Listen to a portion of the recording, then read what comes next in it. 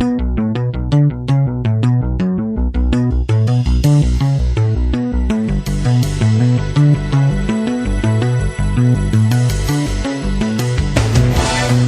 to the Prophecy Club. I'm going to do something that we rarely, almost never, ever do.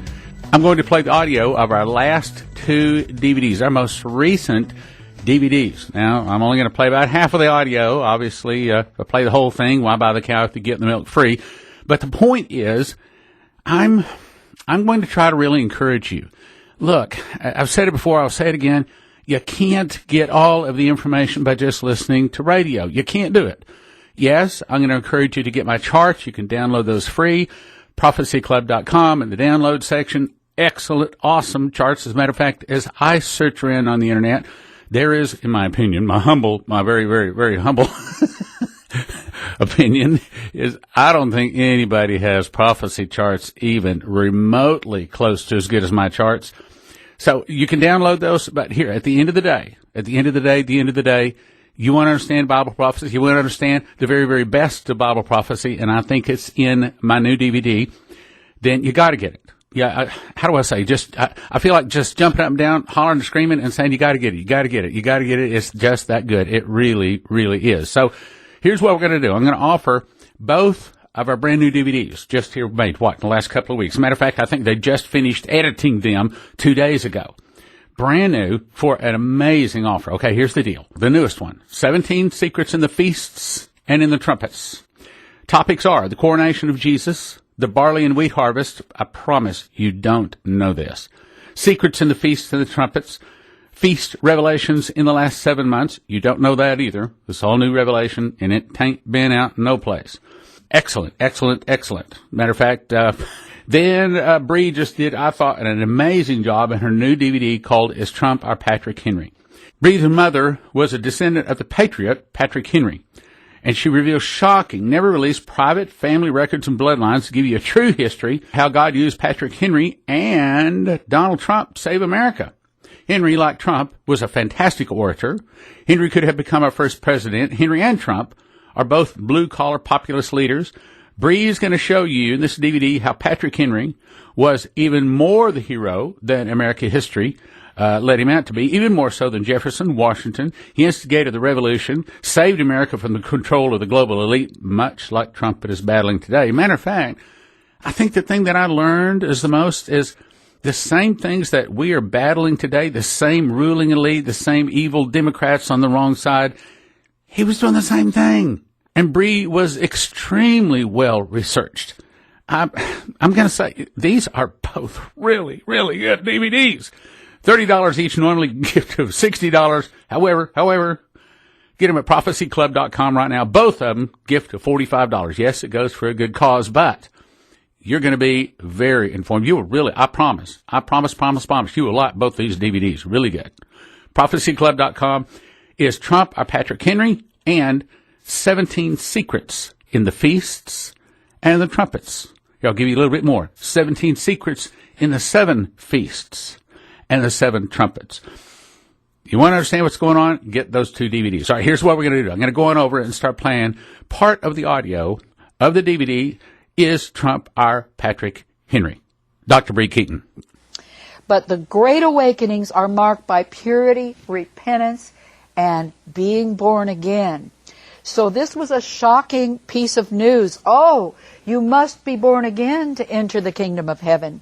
And George Whitefield and the others started in Europe and came here and preached the message, be born again.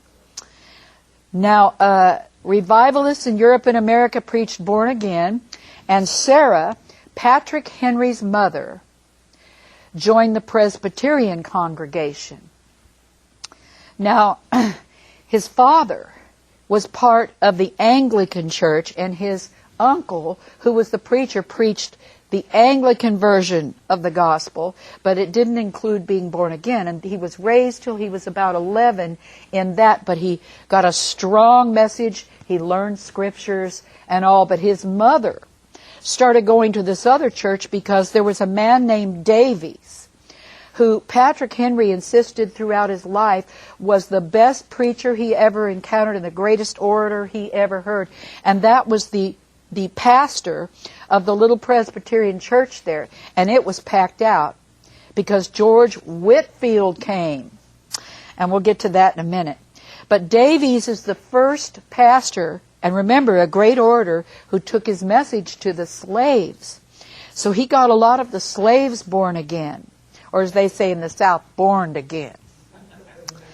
Now, Patrick's mother, he was 11 and then 12. At 12, he was listening to those fiery sermons.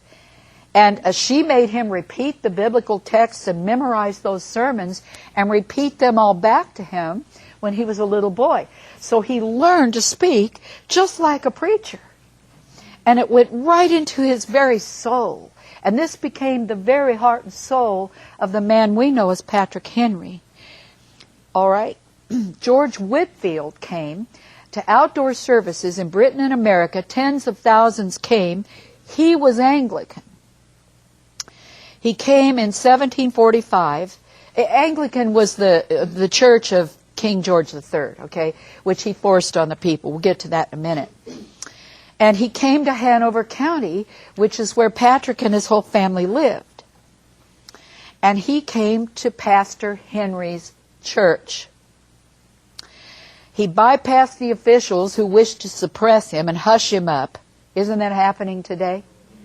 Oh, yes. That Johnson Amendment has nearly crushed us.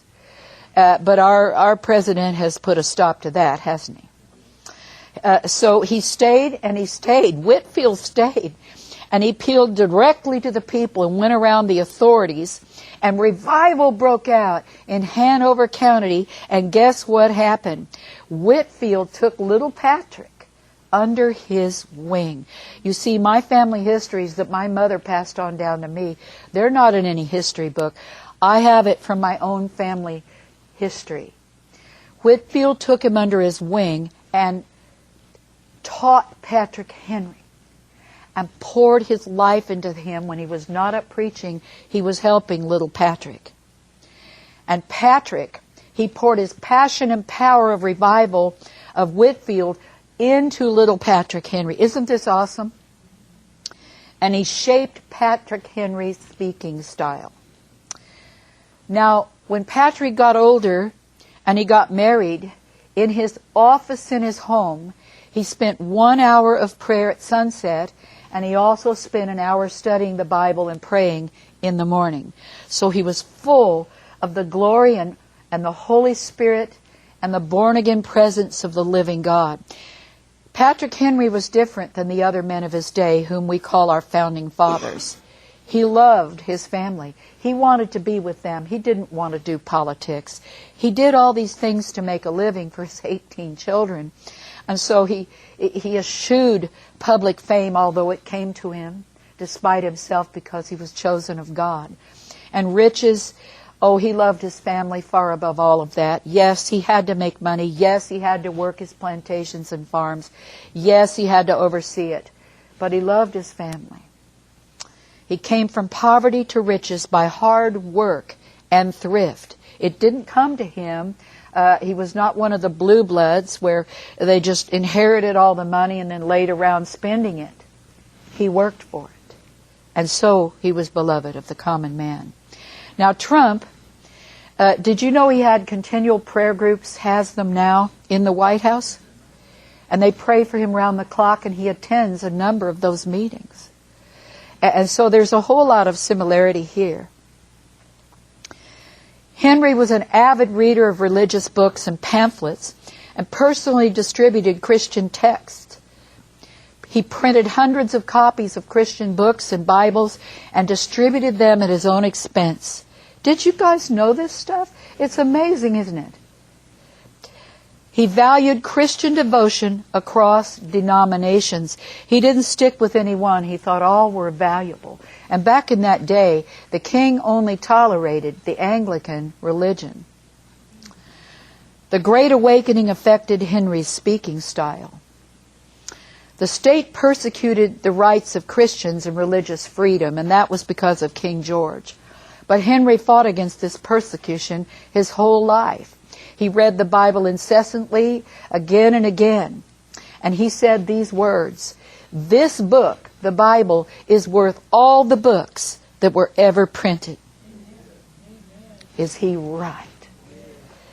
Trump's used his mother's Bible. Remember, her family was part of the Great Lewis Awakening, and his mother was a Christian and taught him. And he used his mother's Bible at his inauguration. He was sworn in on that. Did you know that? Now, there was a man that Patrick Henry knew well. He was a prominent man in the area where he grew up in Hanover County. And this man's name was Samuel Morris. He was a bricklayer. And he started the evangelical meetings in Hanover County. So this whole thing began to grow. The common men, bricklayers, everyone became involved because this was true revival. You see, it's not about, famous so-and-so this and that, is it? It's about each of us that needs to rise above who we are and become who God called us to be. Henry the lawyer was the greatest orator of his day. John Randolph, an English nobleman, quizzed Patrick Henry and then gave him his license to practice law. John Randolph was related to John Rolfe, one of the true founding fathers. And so you see the ancestral line coming down, and he was a direct ancestor of my husband. So his son Edmund Randolph became a Virginia governor, but after Henry was governor. So now we see the Rolfes, the Randolphs, all coming down and working together and meeting Patrick Henry. So it's interesting to me that both my husband's family tree and my family tree all sort of met up and were working together to help found America. Is this fun? I found all this out just working on this speech. Now, Edmund Randolph, the second governor after Henry, he was a mighty man too, and he also helped in the American Revolution. Henry championed all Christian sects, raised Anglican by his father, full gospel by his mother, friend to Baptists, Presbyterians, Quakers. He wanted all Christian faiths to be tolerated and no religious taxes. Back in that day, they were taxing people to death and making them pay huge fees, you'll see, to the Anglican parsons. Henry believed liberty would degenerate without virtue. You see, that's what's happening right now. Our nation has gone down, down, down morally, hasn't it? But he believed we must rely on traditional morality. Now, I want to remind you about Obama's speech that he made in Egypt he hoped we would never hear. He said, America is no longer a Christian nation. How dare him? This is still a Christian nation, isn't it? That's right, we are. And we're going to stand up and speak. And we will not fear. There were fines for preaching without a license back in that day. The Crown government supported the Anglican faith, taxed people for it, and gave favoritism to one denomination. Patrick Henry paid to get a Baptist minister out of jail who was serving 5 months for preaching without a license. You know they're trying to do that now, aren't they? But it's not true. You do not have to have a license to preach. You do not have to have a certain anything. You can go and preach the gospel, and you're free to do it, and you're free to speak your mind on things. Patrick Henry was both a politician, a lawyer, and a gospel preacher, and in that day it was all correct and acceptable.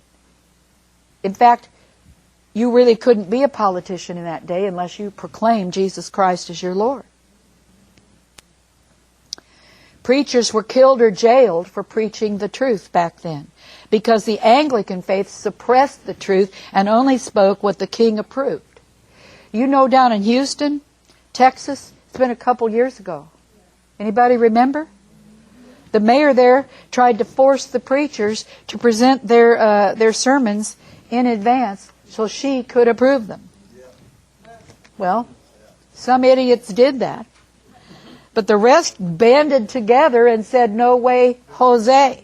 We are not giving you our sermons. God is our Lord, not the government. And the Lord will give us the word to preach, not you. And so they stood up, banded together in the unity of the Spirit and the bond of peace, and they stopped it. You see, there is a lot to be said for getting in agreement. The power of agreement. Preachers were paid by the king, licensed by the king, sermons monitored and controlled by the king. They're trying to do that to us in America, but we have a president, God granted us, who made an executive order against that Johnson Amendment to put a gag order on the preachers in America. Thank God for the man God gave us. During the last regime in America, religious leaders, pastors, churches were continually harassed by the IRS and the government. That's over. Trump canceled the Johnson Amendment. The last administration paid preachers secretly to dumb down and pacify their flocks and only preach a watered-down gospel and a state-approved message. And this is what happened in America for 8 years. Were you aware of this? Yes. Patrick Henry traveled the colonies defending preachers who were jailed for preaching without a license. And when judges released the prisoners, this is interesting, the jailers wouldn't even listen to the judges. They would not let the prisoners out till they paid for their own imprisonment. So Henry went and bailed them out with his own money. This is big, you guys.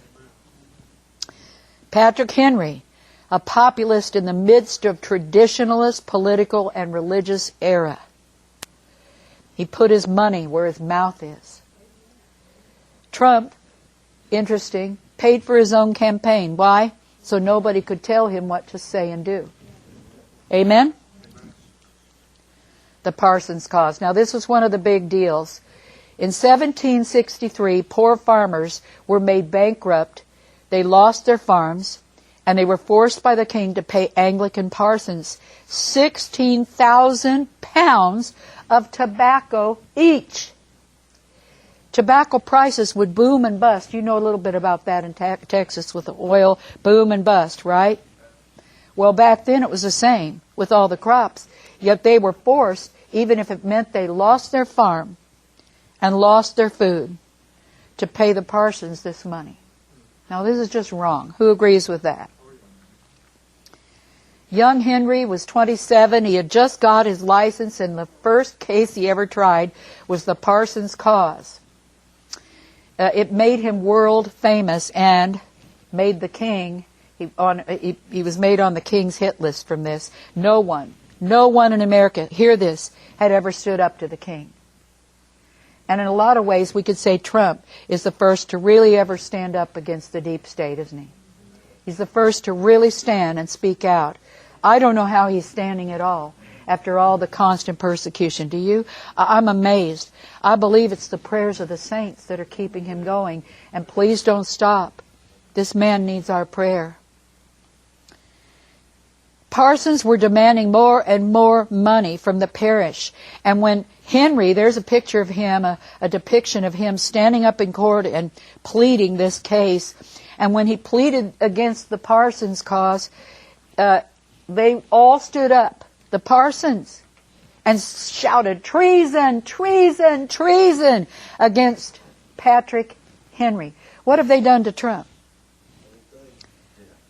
Impeach him, impeach him. Every time he speaks out the truth, they start screaming, impeach him, treason, get rid of him, kill him, whatever.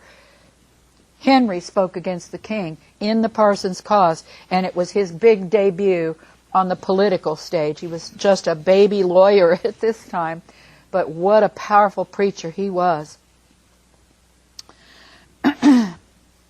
Trump shouts, fake news at Acosta. Wow, that's never been done. He was the first to do it. So you just see in a lot of ways, you're going to see parallels. Or you're already seeing a few parallels here. You see our founding fathers and our beloved Patrick Henry stood against the wickedness of his day. And he kept the wicked King George from destroying the colonies. He surely would have. Hanover County Courthouse is where the Parsons cause was tried. The 501c3 puts gag orders on preachers, and the IRS has been refusing licenses to religious and political opponents of Obama, attacking churches constantly. Now, that is changing because we have an actual Christian in our White House. Someone who professes Jesus Christ as Lord. You see, if you want to have a Christian nation, you need to elect Christian leaders. And Christians need to run from everything. They need to try to win every election from the top of the heap, president, all the way down to dog catcher. I mean, they need to run for every office that exists. Otherwise, the country gets taken over by wicked people. 13 years before the Declaration of Independence, Patrick Henry won a landmark case, the Parsons cause. Henry won religious freedom from tyranny from the Anglican Church and King George III. And it was said then by a very famous person, the center of authority that's in the colonies slowly moved from the politician and Parsons to the people. And hopefully that's what's happening now in America. King's tyranny rampant in the colonies, despair and rage. The French and Indian War was happening all through this time, 1754 to 1763. King George III wanted to recoup money from this war. And you see, the Indians and the French were always on the border of the colonies, constantly attacking all through Henry's childhood. And he had to fight many times for his own home, his own property, because there was a constant attack, ceaseless attack. And England, this is a horrible thing, but it is absolutely true. England sent their scum to America to beat us down and to destroy the good and hard-working people here. And they put the poor in charge of things that they had no ability or training to do. The lowest dependents, thieves, criminals, they stole jobs. Sound like America? From the hard-working, good people that came here to make a new life in a new land and get away from the tyranny of the English lords. So they placed the wicked ones who had no ability in authority to run the affairs. They were incompetent and abusive. England forced the colonists to pay for 10,000 English troops who just laid around, eating up the food and ruining the land. Colonists could not get commissioned in the king's army. So they remained just privates, you see. They couldn't go anywhere. They couldn't rise. All trade had to come from Britain, and Britain wouldn't allow the colonists to trade with anybody but them, and Britain heavily taxed every single thing that came into the country. You see how they're bleeding the colonists, just using them. High taxes on the land destroyed the poor. And that's been happening in America. They've been raising the prices. We fought a Revolutionary War to get rid of a 1% tax. Ha! What are we paying now? A vast amount. But what upset the colonists the most, we had taxation without representation. We were taxed and taxed and taxed, and they all did it in England in Parliament, and nobody here had a say. Which isn't fair, is it? So the king got mad, and he started heaping more and more taxes on the colonists who were rising up and beginning to protest. The Navigation Act, colonists had to ship tobacco only to England, on English ships. The Sugar Act came, duties on cloth, sugar, coffee, and everything else. Then the Justice Act, which the colonists called the Murder Act.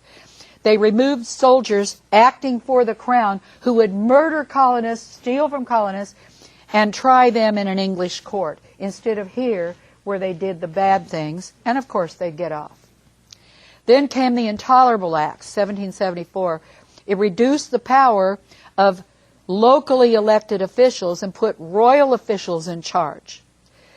Recent indictments of Russians here in America, you see what happened with this latest thing? They're indicting Russians who are in Russia. And they can't be tried here after wasting all our manpower, vast amounts of money and manpower. Here, they're indicting Russians. Please. All right, so also here, they've used the FISA court to spy on Americans. That is illegal. Who knows that's illegal? FISA means Foreign Intelligence Surveillance Act. Why are we surveilling Americans, and why is it a foreign intelligence doing that? This is illegal.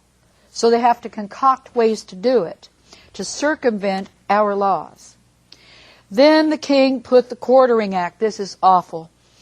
He had the British soldiers overtake private buildings and homes for troops and force the soldiers on unwilling civilians. So they had to house them in their house, feed and house them. So they ate up all their food, threw them out of their own beds, and they confiscated the guns and ammo from the people, the colonists. This was to make them helpless so they could utterly tyrannize them. You see, every tyrant takes the guns. It's the first thing they do. Then, while they were in those people's homes, they were spying on the families in their own homes, and thus many colonists were arrested for saying things in the privacy of their own homes against the king. Now, right here I want to recommend some books. They're kind of seminal books that kind of talk about what's going on, but you have to know the people that wrote these books.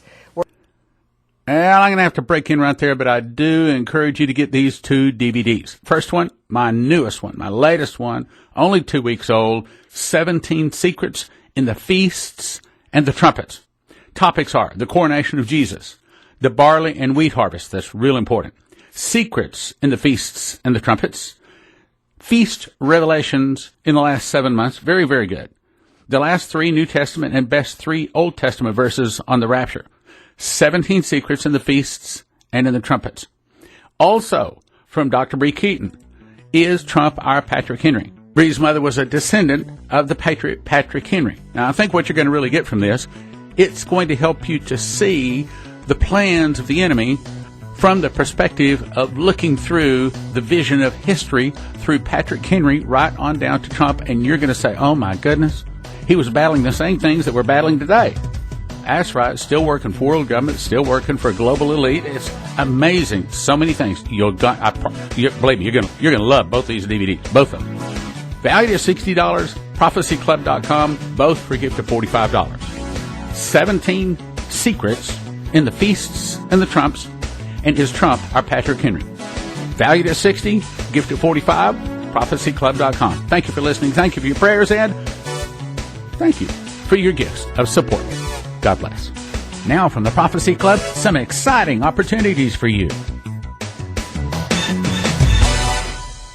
The final answer to the rapture question.